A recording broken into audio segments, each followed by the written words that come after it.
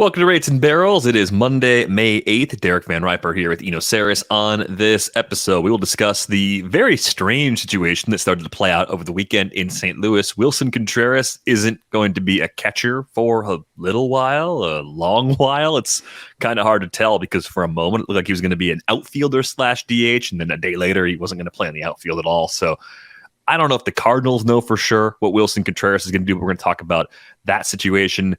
We got a few other roster moves. Luis Ortiz, a favorite of Eno, is going to be up this week. He's going to take the place of the injured Vince Velasquez in the Pirates rotation, so that's pretty exciting. Christopher Morel looks like he's coming back up for the Cubs. And then we have a ton of great mailbag questions, trying to catch up with the mailbag. Mailbag Monday, I guess we'll call it, since it's May 8th and we needed some content, which is always nice. Nice to be able to fall back on that when the current of the game doesn't just throw us into the topics that we're going to talk about. But we'll begin with Willson Contreras. In year one of a 5-year deal, in month 2 of year 1 of a 5-year deal where he was brought in to replace Yadier Molina, which was pretty much an impossible task for any catcher anyway, the Cardinals are moving away from Contreras as a catcher for the time being. They're going to have him sit in a meetings and still try and sort some things out. And the main issue is apparently game calling. That's the problem the Cardinals have. And, they've got a few folks quoted as saying he's not the reason things are going this way. There are other problems with the team, which, yeah, we know. But the thing that doesn't make any sense is I saw a Ken Rosenthal story back in February where John Mozeliak acknowledged the issues that the Cubs had with Willson Contreras' game calling, and yet they signed out this 5-year deal anyway. So this seems like another bizarro move by the Cardinals front office that could have been avoided, much like their logjam in the outfield. There could have been things done prior to the start of the season that would have enabled them to shuffle things around a bit more easily. I think the big question I have for you, is Willson Contreras going to hit enough to just be a DH for the foreseeable future for the Cardinals? Do we trust the bat enough for him to be productive and be an above average option for them? I mean, for fantasy purposes, he's already catcher eligible, so it doesn't hurt anytime soon, but this is a really unusual development.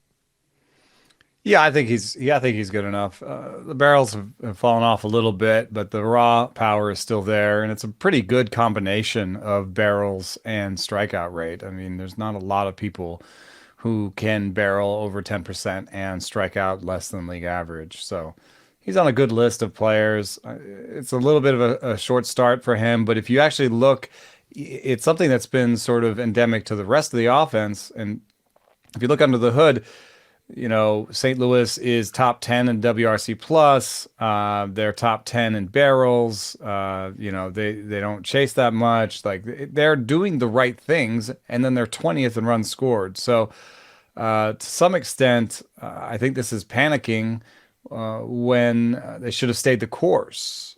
Yes, he definitely has a negative impact on the pitching staff, at least compared to Yadier Molina.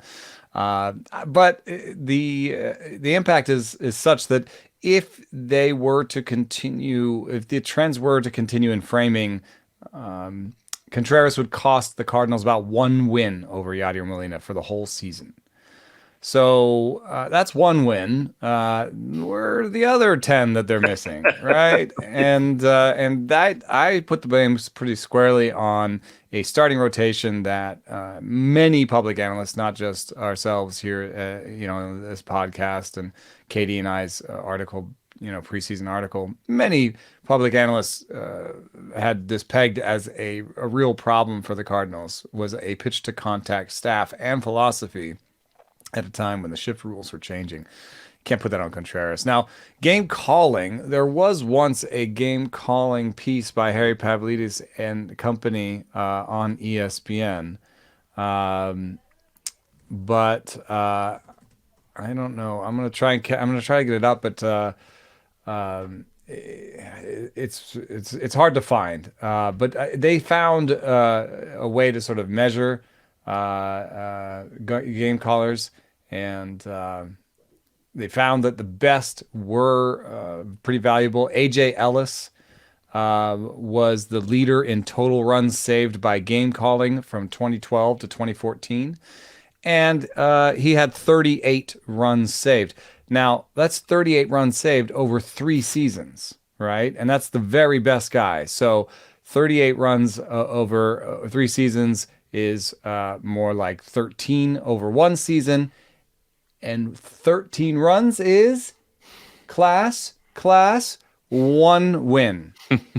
So the very best game caller was worth a win. Going from Yachty to Willson Contreras is worth another win. So those are 2 wins that are missing. This team is missing a lot more than 2 wins. And if you think about it, the best idea would have been to leave Contreras at behind the plate for 2 reasons. How is he going to learn game calling? I guess the idea is he's going to stand next to coaches and then learn how to game call from the dugout. This is something I've heard. Maybe that works. But really, like if you think about it in terms of a fantasy team, let's say you have a fantasy team, the offense is scuffling, and you have this idea, I'm gonna make some changes, I'm gonna drop some guys. The very worst thing you can do is be like, I'm gonna drop Nolan Arenado. You know what I mean? The player that's most likely to dig you out of the hole is the one who's the furthest Nolan Arenado. Right. Yeah. Even if you adjust the rest of the season projection based on what's happened so far, there is a very good chance that he is clearly better than any and all players that have been available on your waiver wire so far. Yeah, and if you need this team to slug going forward, then you Knizner? Huh? Isn't it Kisner? Kisner? It's a tricky one. I think it's Kisner. Kisner is not the answer in terms of like how much upside, If you really truly think that it is all game calling, then yeah, make the choice. But it does reek to me of scapegoating.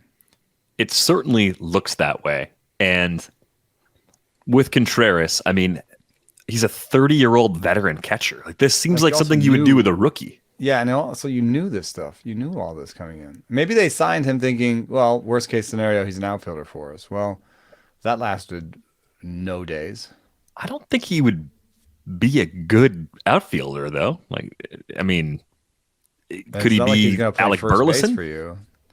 Right. Maybe they just thought he would DH. They were signing a catcher who would catch for them for a year or 2 and then DH the rest of the contract. But then that's sort of incongruent with the idea that Nolan Gorman was going to play a lot. Like this is the problem I have. It seems like there seems poor planning. It seems like poor planning.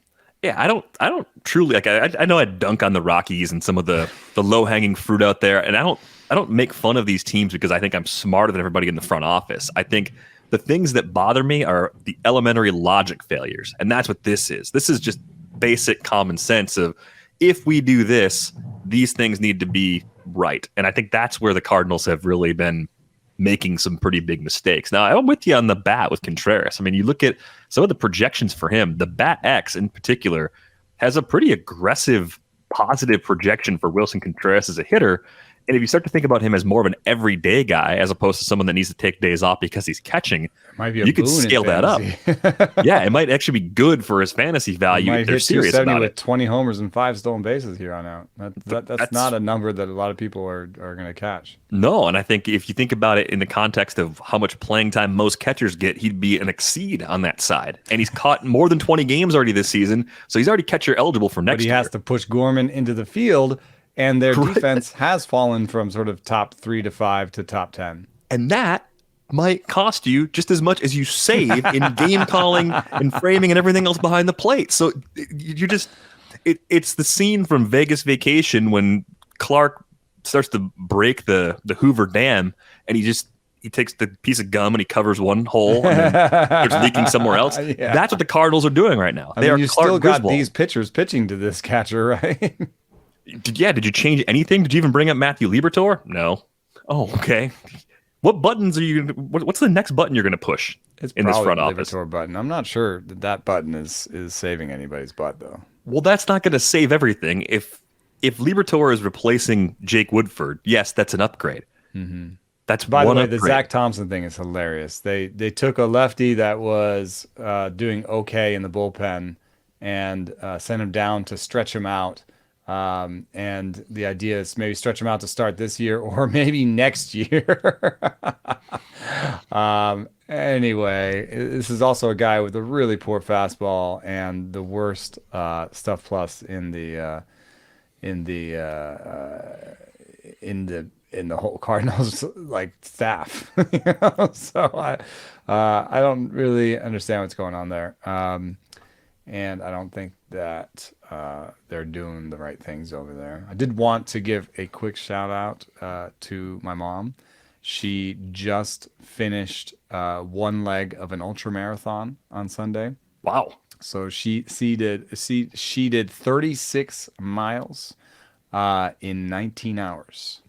Oh my God. Okay, that's a lot. Has some bruises and muscle spasms to show for it, but sent me a picture of a sign that literally said, "Only one marathon to go."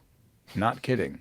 Is what the sign says. So, it's quite the accomplishment. And I think, the relevancy for baseball is this thing is a marathon, and the Cardinals are acting like they can sprint their way out of it, I feel like.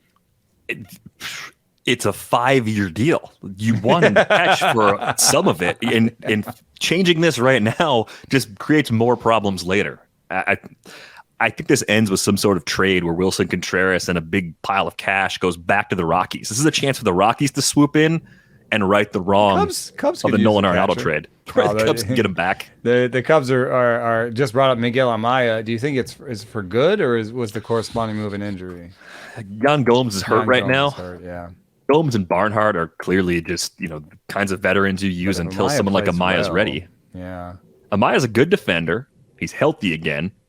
He was striking out a lot at Double-A to begin this season. There's always been some swing and miss. More than usual.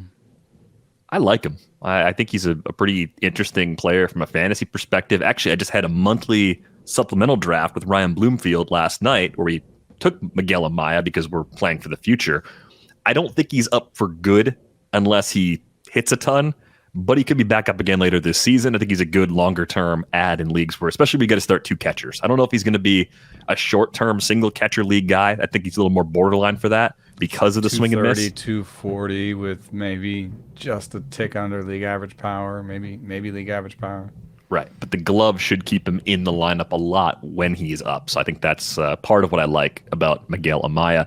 With the Cardinals in the pitching, Jack Flaherty. I finally was cutting Jack Flaherty in some leagues, and I was looking back and what made Jack Flaherty good between 2018 and 2021, back when he had those 4 straight years with a sub-4 Sierra and had good swinging strike rates, had a strikeout rate in the upper 20% range and good enough control, even though he had some home run issues. It all worked, right? And of course, the Cardinals defense did a good job helping the whole staff at that time. The velo is only down slightly, but he is just not the same guy. And it's amazing to me, the pitching model does not think that Jack Flaherty has a good pitch. And that makes him droppable, at least in shallow leagues, 12-team leagues. If you find something better, go ahead, make a move. Is there a case to drop him in deeper leagues? And is there a chance that a different organization could fix Jack Flaherty? Because if you're the Cardinals and this season turns into a lost season, Flaherty's probably on the list of names that other teams would be asking about. Yeah, I wonder. The model never really loved him, and so I wonder if there is something missing about him. Get this sort of shades of Robbie Ray, where it's like a good fastball slider combo, and he really focuses on those and pitches them a ton. And so even though it looks league average-ish, it works. But there has been some degrading of stuff even from when he was really good. Like when he was at his best, his slider was almost 85. It was 85 miles an hour, and now it's under 84. And that is the kind of on-off switch a little bit for breaking balls. 85 is a magic number for sliders. So dropping underneath it reduces the effectiveness there. And then we knew that he wasn't someone that had plus wiggle. I mean, this is the worst sideways movement he's ever had on his fastballs. But he also never had plus ride, and this is the worst ride he's ever had on his fastball. So the movement and velo changes seem subtle, but they're all in the category of worst. You know what I mean? So whatever you thought of Jack Flaherty before, you should think less of him now. There's nothing really pointing to under the hood saying, oh, well, at least he's doing this right. And that's weird because the strikeout rate is okay. The swing and strike rate is okay.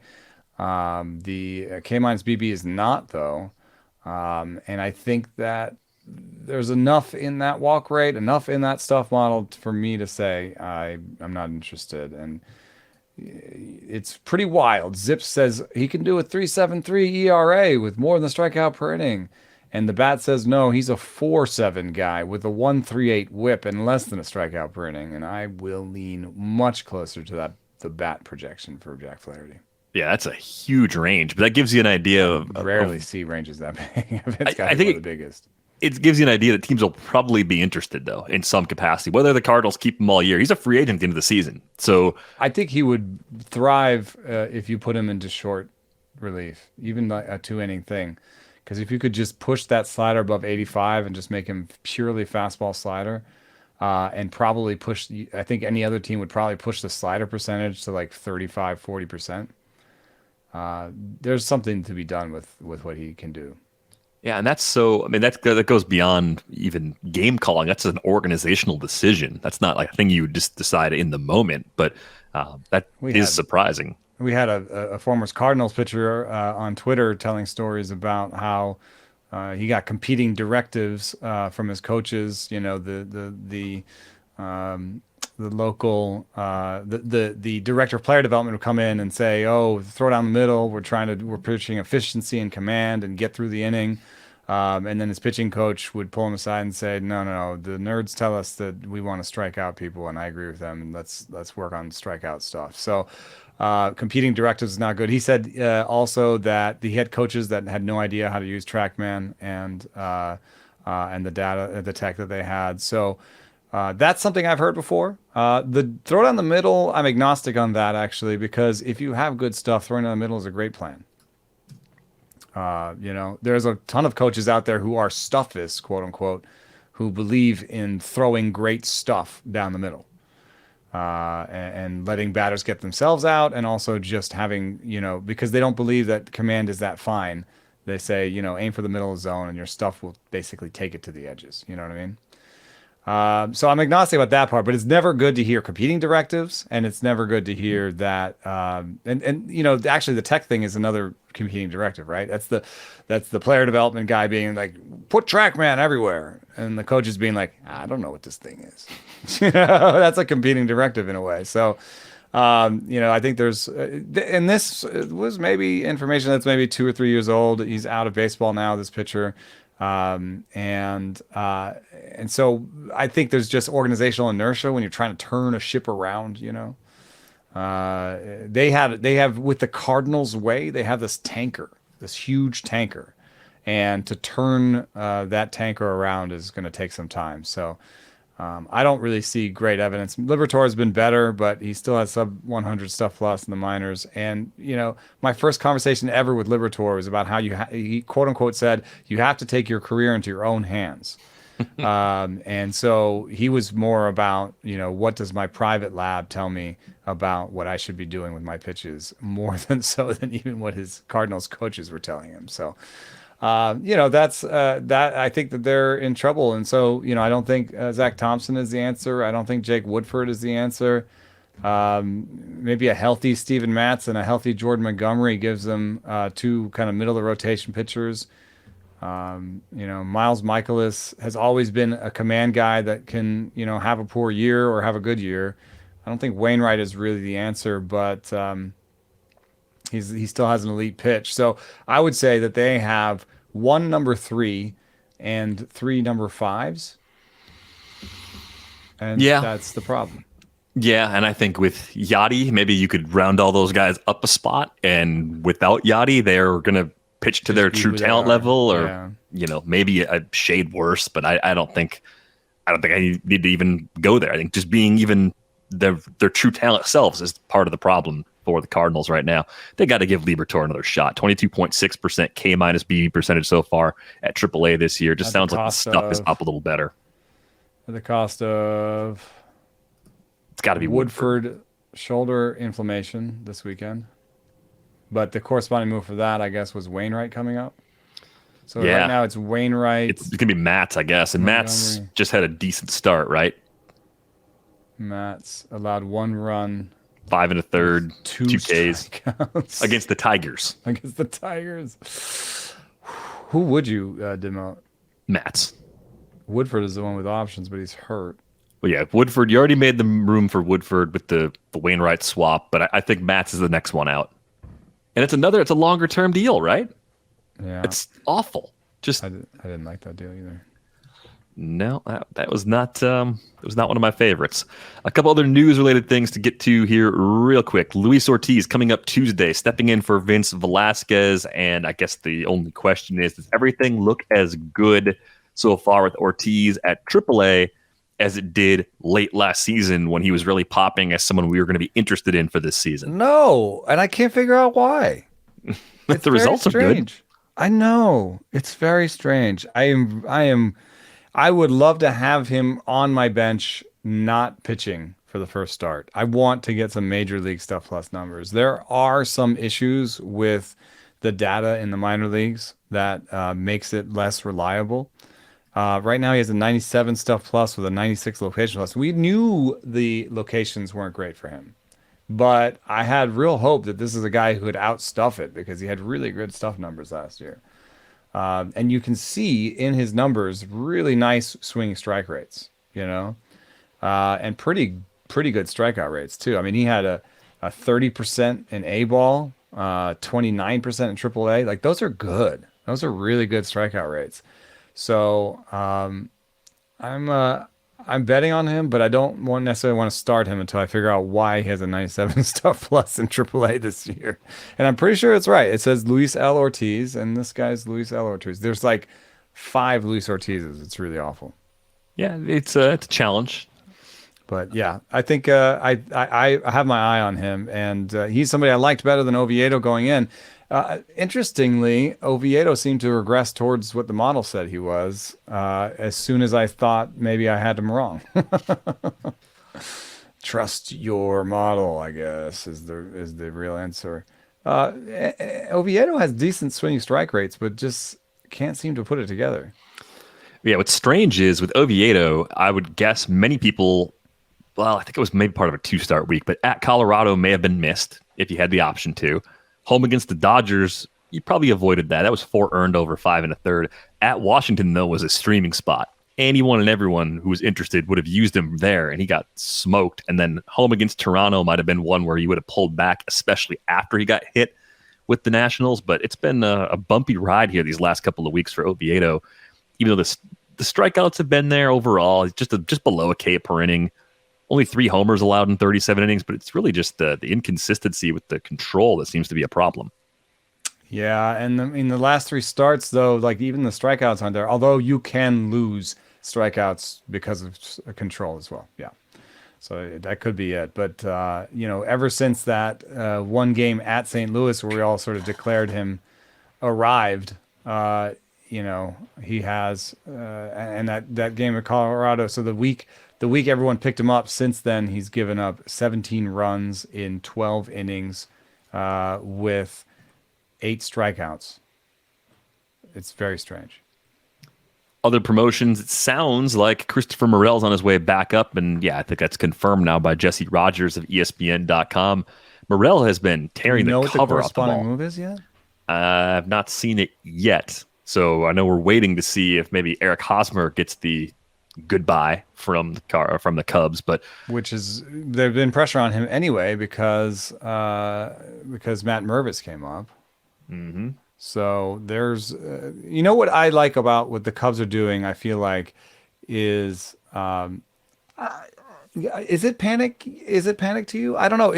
It's maybe it's panic, but I think it's a little bit more like okay, we banked some wins, we're a little bit better than people thought, and let's continue to make this team better, right? That's how I see it. I know that they've hit a skid where they started losing some games. So you could read this as just a similar panic to the Cardinals. But they're not that panicky to me. It's like we're calling up 2 young kids that we think are good. Is that like super panicky? I don't know. No, seems like a good idea. and we're releasing some old guys that weren't as good as we thought they might be. I think it's very reasonable. I think what's interesting here with Morel is he's still striking out a lot, 30.6% of the time. Like it's always to be part of his profile. Do we trust the barrel rate from the debut last year? 13.4%. If he's going to barrel the ball as much as he did last year, he can live with that high K rate because he walks a bit. He's got speed. He has lots of ways of providing value from a fantasy That's what I'm perspective. saying. If you're going to have somebody who might be below league average, with the stick overall, have somebody that can play you, any position and run into a homer and steal you a bag, right? It's like if Morel and Hosmer, the projections might actually be kind of similar in terms of just at the plate, but Morel's going to do everything better for you. And I'm speaking here as if I know what the corresponding move is. I don't know exactly, but that would make some sense to me. Is just to have a way more flexible roster, right? Because with Mancini and Mervis, you got first base covered. So you want really to have somebody who can help you on defense on the field and stuff like that. Well, and Morel too, he fits into our conversation from about 2 weeks ago with the tools. You look at the Fangraphs scouting grades, 55 present, future 60 raw power, 60 speed. The problem is the hit tool, but if you give him more and more opportunity, especially as your team kind of in the middle trying to find your way back into the postseason, maybe you get more mileage out of that hit tool. This is the sort of guy you do give the extra development time to, because if it clicks, the payoff is huge. And even if it doesn't, it's still probably close by projection to those lower ceiling older guys that you're talking about. And look at the WRC pluses projected. They're all actually pretty close. 96 to 98 is the range from Steamer to the Bat X and to the ATC system. So that's fine. That works for a guy that can play all over. A league average player. I mean, last year he was very similar to that, a little bit over 100 in WRC plus, and the defense wasn't great, but they also asked him to play short, and he doesn't necessarily need to play short anymore when they got Nico Horner and Nancy Swanson on this team. So, I think the defensive numbers will be a positive at third and second and center or outfield or wherever they put him. So, it's just going to be more helpful and more of give them more flexibility than having 3 first basemen on the roster. He's basically the backup at 6 positions. He doesn't have a spot to call his own, right? Horner's a starter at second. Patrick Wisdom's a starter at third. Dansby Swanson's the shortstop. Hatt, Bellinger, and Suzuki are all locked in across the outfield. The DH could be open. That could float depending on how much they want to play Mancini. So, 6 or 7 spots it could be like 1 start per week across each of those different spots playing the matchups, and 4 or 5 starts per week in total for Morel pretty easily. So curious to see if he can continue the positive momentum that he had at AAA. One other note I saw as we were getting ready for the show today, Matt Strahm, who's now, for at least for the time being, in the bullpen for the Phillies, had a 2-inning save. They used Jose Alvarado in the 7th inning of that game. I think with Strahm, the lack of heavy workloads in the past make him a bit of a challenging player.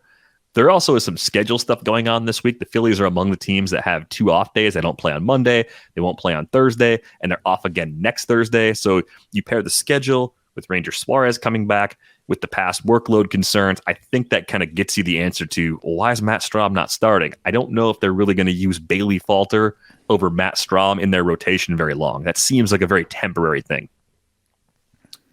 Yeah, I think this is a managing innings thing, trying to win games and keep people healthy for later. They're an interesting spot to be 16-19, but just getting Bryce Harper back still doesn't solve. Like, there's still the question: can Bryce Harper pitch, sort of deal? And they would have been a lot better off if they'd been able to go to Andrew Painter here. But if you were going to ask me which one is more likely to stay in the rotation, I'm definitely going with Matt Strahm over Bailey Falter. Got a dog chewing away on her paws in the background. It's very distracting to hear a dog just gnawing away over your headphones. You can't see her. You can't hear her on the show. But you hear me clicking in the background. It's just fighting with Hazel. Stop. Just trying to get her to stop without kicking her out of the room, because the rest of the house is peaceful right now. Everyone's happy. So I don't want to introduce a new variable. Dogs jump up into the bed, and sometimes they decide they need to do that shake that dogs do, and sometimes that happens like maybe a foot from my face, and it's like the first thing I encounter in the morning is a dog violently shaking itself by my face. At least your dog is small. Yeah, it's true. That helps. Let's get to a few mailbag questions. Andrew sent us a handful, and I think we talked about Jack Suwinski last week as you said maybe a ceiling of a 30-homer, 10-steal guy. And I think the question from Andrew was, who does he compare to? Yeah, I think it's Tyler O'Neill. I think it's good Tyler O'Neill. If you say, what is this profile like? It's that. Similar range of outcomes on the top, maybe a similar range of outcomes toward the bottom too, though, if the swing and miss, gets elevated for a prolonged stretch. Yeah, there's definitely that sort of risk because of the strikeout rate. And I want to look at this rolling strikeout rate. Oh man, he had really done some good work keeping the rolling strikeout rate close to 25% early in the season, which he's had stretches like that. And in fact, last year, from games sort of 50 through 80 last year, he did a lot of work cutting his strikeout rate and had the rolling strikeout rate close to 20% at one point. But he's a streaky guy. He's, as you often are with a big strikeout rate like this. And right now, the strikeout rate is going in the wrong direction. The rolling strikeout rate is approaching 40%. So as much as I'd hoped that he was really making some good progress at making more contact, I think he is just a 3 true outcome athlete, if that makes sense. Like he's a 3 true outcome guy who can steal bases. You just never sure where the batting average is going to end up. And so, yeah, I think Tyler O'Neill is a good comp for that. When it works, at the top 100 player, though, as you suggested last week. It's a weird, another weird one. It's a one from the back in the day. I'm going to see if I'm right on this. Yeah, Mike Cameron. But Mike Cameron struck out less, but it was at a time when the league struck out less. And like older Mike Cameron was like 240, 25, and 15. He's probably not as fast as Mike Cameron was. Yeah, I would say Cameron almost certainly was faster at his peak. Yeah. If my memory serves me right, Mike Cameron had some pretty big stolen base numbers earlier in his career, especially. Yeah, he got 297 for his career, and he had a year in Seattle, 267, 25 homers, 34 steals, 110 RBI. Yeah. It was a really nice peak season there.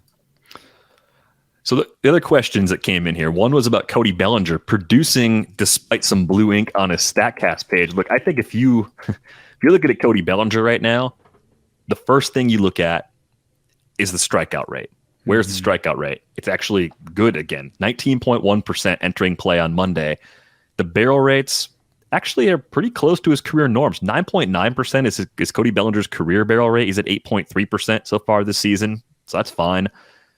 I don't think I'm that worried about the average exit velocity, the hard hit percentage, those things being a little on the lower side because he's stealing bases. He's not striking out. He's still getting to the power anyway. It's mostly everything pull. I think out of his 7 homers, 6 have been pulled to right field. So all this sort of works for me. Playing good defense in center field, that's fine. At this point, is it similar to what we were talking about with Nolan Arenado in the past, where as long as the approach kind of works to get to the power, he doesn't have to scald everything, and we can live with these light blue Statcast indicators? Yeah, he had another year that I think provides us a little bit of a roadmap. 2018, struck out 24% of the time with a similar barrel rate as he has now, and hit 260 with 25 homers and 14 steals. He had different sliders back then, though. If you look back at what those hard hit rates and stuff looked like, they were better. They were red. Yeah, it's true. He did hit the ball hard. I don't think he's all the way back. Then maybe it's one of those things where he's just not going to get it all the way back. And so if there is any number on his line right now that I am a little nervous about, it's the power. But because I think you're right, though, you look at the strikeout rate because that is going to be why he hits 260. That's why I brought up the 260, right? That's why he can hit 260 going forward, whereas the projections are saying more like 240. And so I'm going to take a 260 average going forward and maybe a 25 homer pace, even though he looks like he's on like a 42 homer pace or like, Right. 38 homer pace. I'm gonna recalibrate that in my head to where he ends up around 25, 27 homers on the season. So 260, 20 homers from here on out, and 10 to 12 stolen bases, maybe more. I mean, once you start taking off a lot and having success like he's having, 9 stolen bases in 10 attempts, like why can't he steal 30 this year? He's been good for his career. He's 71 for 86 as a base stealer. If he doesn't have the same absurd power that he had back at his peak, then this is the way to turn it around, make that value. I mean, he's on a 1-year deal right now, has a shot to get paid pretty And when significantly you have a one shot to time. get paid, what do you see people do for some reason? Steal a lot of bases. I guess it's going to be part of the discussion, right? Like Aaron Judge stole the most bases in his contract year. There's definitely other players who've done that. Yeah, so I think it's Bellinger 2.0, but this works. This actually looks like a guy that has found something that is much more sustainable. I don't think he's quite the batting average liability the projections would suggest because they've got so much of the 21 and 22 numbers just baked in there. This looks like it is a good step in the right direction for Bellinger to be, a productive player for the next 3 to 4 years. Love that he can steal bases like that too. I mean, I think he's got a shot at 25 to 30 steals. That's very realistic with 9 in the bank already through 31 games. Yeah, I think it'll be a 25-25 season.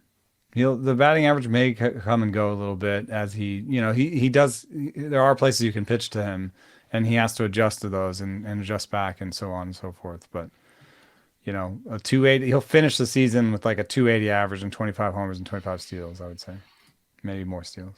The other part of Andrew's question was an unrelated question about Brandon Woodruff, and he was curious just where things stand, if we should be optimistic about him coming back and being himself. Woodruff he's only made 2 starts this year. The last comments I saw were in an Adam McKelvey story. Their general manager, Matt Arnold, described the MRI that Woodruff had in late April as very positive relative to what it could have been at the time. This is the target date for return was the end of June. That's like the weirdest 2 things to say. Hey, it looks great. Yeah, he's still back in 2 months. Right. So I guess it's better than, yeah, he tore his labrum, is having surgery. So. I think by simple necessity, they have to play this carefully because Woodruff is a guy they're going to have around for at least 1 more season, barring a trade. If they have designs on trading him, they need to get him back to full health anyway. If they have designs on winning with him, got to get him back. You can't bring him back too soon. And one thing I saw a quote from Woodruff was about how if this injury had happened around the All-Star break, he'd be out for the season, right? So if you kind of take that timetable and shift it to when the injury happened, that probably means he's out until after the All-Star break. Late June seems possible, but coming back out of the All-Star break seems a bit more likely if you have to forecast it right now. Especially because if it's and all close, right? You're just like, give him an extra. If you get him to the All-Star break, then he gets an extra 5 days when nobody's playing games. Right. So why wouldn't you use that unless everything was feeling really good? Yeah. So I'm erring on the side of pessimism right now based on Matt Arnold's description, based on Woodruff's description. I actually cut him in one of my NFBC leagues 2 weeks ago now because I just felt like I couldn't wait. That roster was pretty squeezed. I said, I'm going to err on the side of caution. I saw him get picked up in a couple leagues where he was cut for pretty significant fab bids already. That's a tough hold. I get it. We're talking about a possible top 5 starting pitcher if he comes back and he's himself. But that's the other part of this. Coming off a shoulder injury, what if the velo's down? What if the command's not there? Like that's always a lingering problem when we're talking about guys coming off of arm injuries. They may not be the players they were when they got hurt. So I don't know. I'm worried, but hoping he gets back, of course, for every possible reason. Yeah, it's a tough one. I felt like I got real horse vibes off him, but then he did have the Raynaud syndrome, marker there, which we don't know. It hasn't happened a lot, so we don't really have comps. I mean, everything. So much of what we do in this is trying to find comps, trying to find what has happened before when this thing has happened. And I don't think this is, I may be speaking from uninformed place, but I don't think this is something that I've heard of a lot before recently.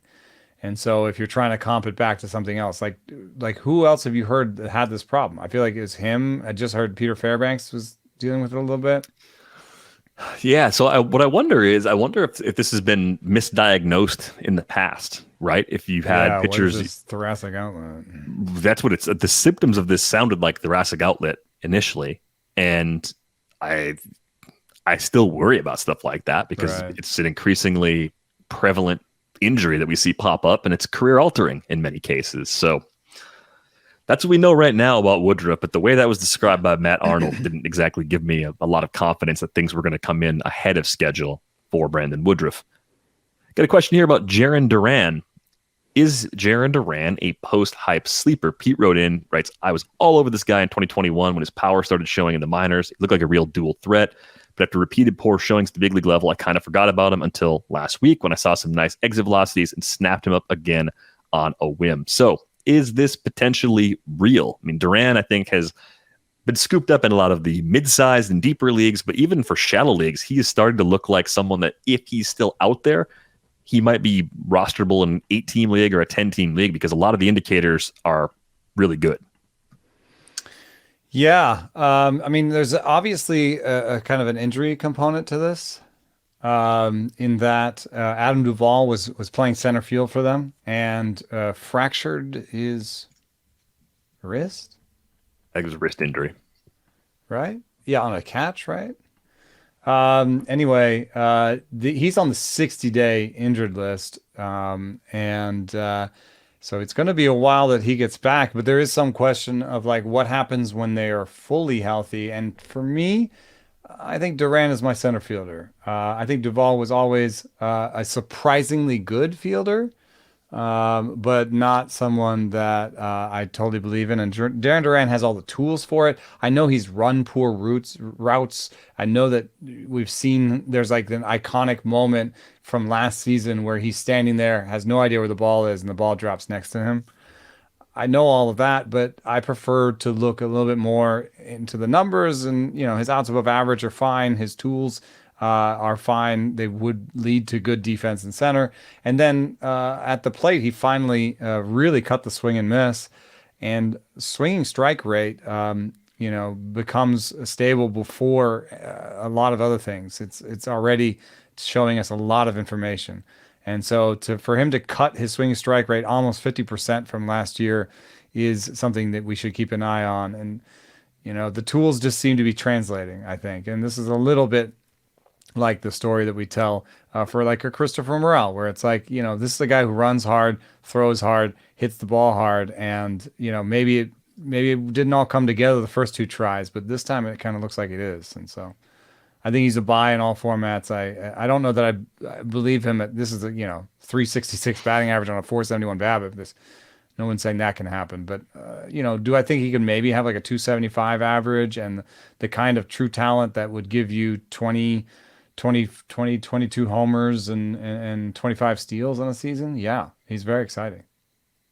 Probably for me, like a notch, just a half notch below what we were just talking about with Cody Bellinger. I think there are some longer-term playing time concerns, at least big side platoon concerns that would maybe cap him a little bit. But I do think Duran is delivering a bit later than expected on the potential he showed. Really going back to the alternate site, I always remember Jarren Duran as a player that during the 2020 season made adjustments, and we couldn't see it in games because there was no minor league season, and then we were waiting, and now a few years later, it finally seems like it is paying off for him. So easily rosterable in shallow leagues for now. And probably a guy that does stick on rosters for a while because of that power speed combo. I do think it's speed over power. So if you said 25 steals and 15 homers, I might be more on board with that. But probably like a 260 to 270 average to go along with it. Pretty good counting stats as well. But good raw, like good max EV, so good raw power, and this is the best barrel rate show. Now, obviously, it's 80 plate appearances, so it can regress, but. Does have the sort of raw power aspect to it. And, his raw power grades were better than his game power grades. However, you're right. The raw power grades were 45. So it's not, I'm just not sure that's completely correct. Yeah. I think the adjustments he made maybe have opened up another level in that area. Thanks a lot for that question, Pete. Got a couple questions here from Daniel. And in the most recent starting pitcher ranks, Drew Rasmussen popped as the second best pitching plus at 115 compared to a 117 from Jacob deGrom, but he's still ranked number 22 among pitchers. What are you seeing that leads to the low rank relative to the model? Now, I think I have a guess. My guess is that Drew Rasmussen is a guy that's had 2 Tommy John surgeries, and there is a extremely high amount of risk in his profile because of his injury history. But is there more to it than that? The earlier you have Tommy John surgery, the more likely, the shorter your career is, the more likely you are to have it again. And the second time you have a Tommy John surgery, the failure rates are worse, and the likelihood of you being injured again is more. That's a big part of it. But then also part of it is usage. I know that they're not quite babying him like they did last year. But, in his last 4 starts, the furthest he's gone is 5 2/3. So he's not useful in quality start leagues. I know that my rankings aren't explicitly for quality start leagues, but there are enough people looking at them that play those. And there's enough reason to want wins that kind of dinged him. So it's a little bit of how it's kind of a raised wide dampening that happens sometimes. In terms of how they use their pitchers, and then injury risk. But if you look, he's pitched really well, and he got those 3 wins off the bat. But 2 of those wins he pitched 7 innings and 6 innings. So since those first 2 starts where he pitched that much, he's averaged under 5 innings an outing, and had 1 win. He has destroyed a few bad teams along the way. Those first 2 starts were on the road against the Nats and then home against the A's. I mean, a ton of value. 15 to 0. So what are you saying about the Yankees? The Yankees, sans Judge. Nothing to scare them anyway. I think we're putting J.P. Sears into our lineup for the 2-tap at New York and then home against somebody. Oh, he's already in. I'm not even. You don't even see me reaching for the computer. He's already in. I'm on board with JP Sears right now. So hopefully I'm not eating my words. I am also hoping for the revenge narrative for JP Sears. That's right. It's a joke. That could work. Just get him through that start without giving up a lot of runs. Yeah, JP Sears. Also lefties in that park are not as susceptible to the home runs as righties because of the way it's configured. I know I brought this up when JP Sears was first getting a chance in Oakland's rotation, but the numbers he posted at AAA from 2021 through 2022 were really good. A sub-1 whip. He had a 2 ERA or sub-2 ERA last year and a sub-3 ERA in his first run at Scranton back in 2021. So I just hope that JP Sears thinks about every night he spent in Scranton instead of with the big club and just takes it all out on the current version of the Yankees lineup. That's what I'm hoping for. A very vengeful JP Sears. Away. And you traded me to Oakland? You sent me to Oakland? Not because Oakland itself is bad. You sent me to the A's. Yeah. You sent me to the A's. Come on. You sent me to a team that's just nowhere close. I could have helped you. That's the rage I want to see JP Sears tap into.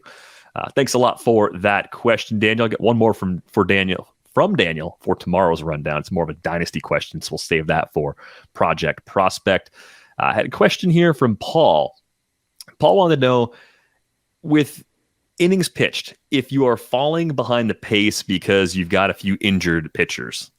So if you've got like Woodruff, Glass now, and you're kind of just cobbling it together with waiver wire pitchers, and you start to fall behind in Ks especially, when do you start to worry about that? And how do you stay on track when you're waiting for aces to come back? So what's the move? Do you still stay conservative with some of your streaming decisions this early in the season, thinking that if you need to make up that ground later, you can kind of push more 2-start pitchers at that time?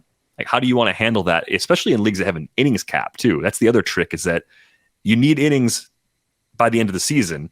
You're not getting enough innings now, but can you trust that you'll get enough innings between now and August before guys start getting shut down to still hit those targets? And should you be wasting innings in an innings cap situation on streamers and suboptimal players when you have these other players that will come back and give you better innings?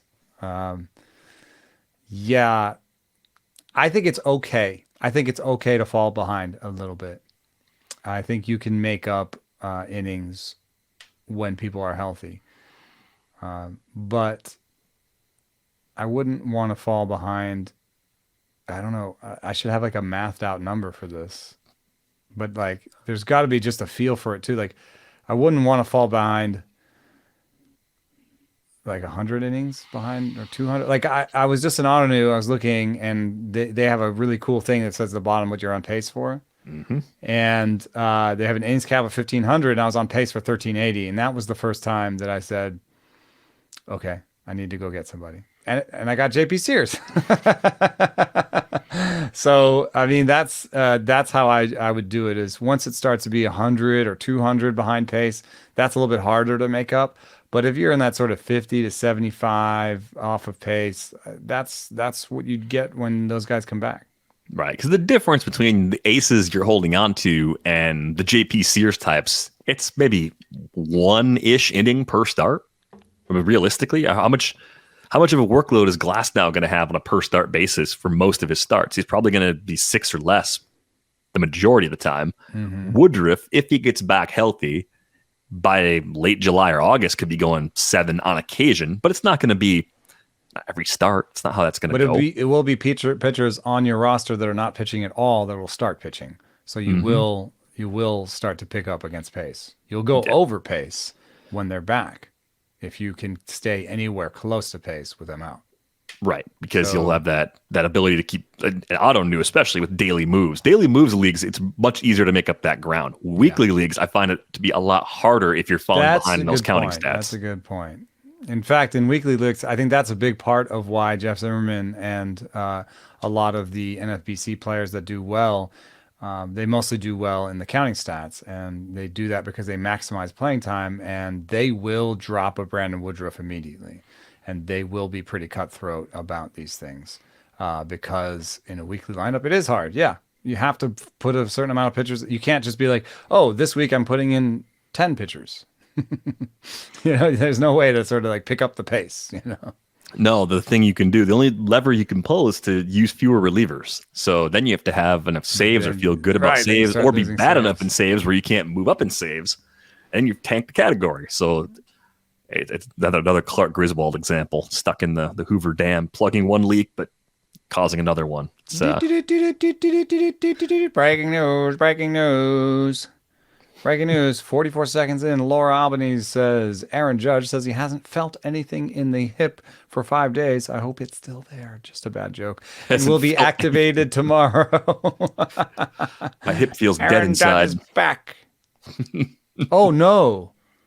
No. Aaron Judge is back just in time for my JP Sears start. Yeah, get him out. Get him out. Where's my laptop? Dang it. Yeah, that's that might be this is actually a Would hard that change thing about your matchup. idea about a 2-start? I mean, I like it because it's a 2-start, and one of the starts is in Oakland. And I'm just hoping that Sears basically survives the first one with, a bunch of Ks or enough of Ks, and, that's about all I'm hoping for. I really want the second game. Is it really that much of a difference having him back versus it matters. It 100% matters. But as far as not playing a guy, he has to be right on the borderline of your lineup for. I mean, other people have to get on base for him to matter, right? So he could hit a homer tomorrow and JP Sears can still win.